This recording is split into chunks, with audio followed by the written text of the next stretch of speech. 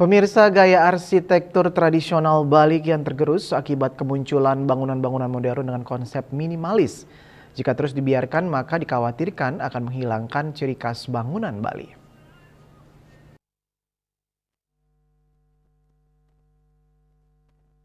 Dewasa ini fenomena penggunaan arsitektur Bali untuk bangunan rumah maupun properti seperti hotel, villa, dan restoran semakin berkurang.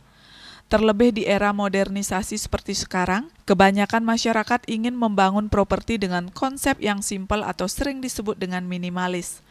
Di sisi lain, gaya arsitektur tradisional Bali dengan aste kosale-kosalinya dinilai cenderung rumit, biaya besar, dan biaya pemeliharaan yang tinggi. Namun terlepas dari itu semua, pariwisata Bali dikenal dengan kearifan lokal arsitekturnya yang sangat khas. Menurut pelaku usaha properti Igede Suardite, dari sisi regulasi sebetulnya sudah jelas diatur. Ketika mengajukan persetujuan bangunan gedung PBG harus menyertakan ornamen-ornamen Bali.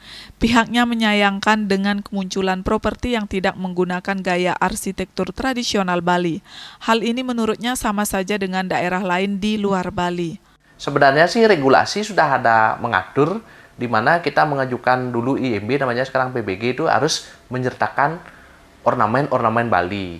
Baik mungkin dari tatanan tembok, yaitu batu alamnya, ada pintu masuk melalui angkul-angkulnya, dan sampai ke atap, bahasanya ada ikut ledunya, seperti itu gininya dia. Tapi pada kenyataannya, akhirnya karena mungkin adanya kurang pengawasan dari para penegak hukum, dalam hal ini mungkin Satpol PP, akhirnya yaitu kurang diperhatikan atau dikesampingkan.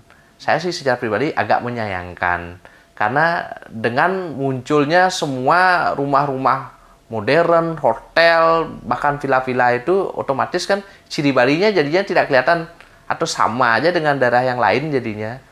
Makanya sebenarnya kalau boleh dibilang tren style Bali yang berdasarkan aste kosala-kosali itu tidak kalah kok daya tariknya ketimbang yang style seperti Mediterranean atau mungkin minimalis dan yang lain-lainnya.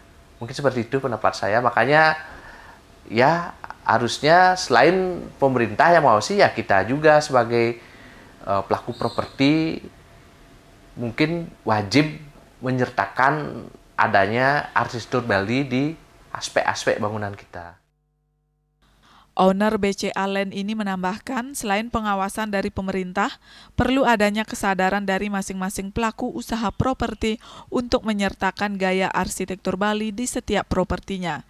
Jika terus dibiarkan, maka dikhawatirkan akan menghilangkan ciri khas bangunan Bali. Andika, Bali TV.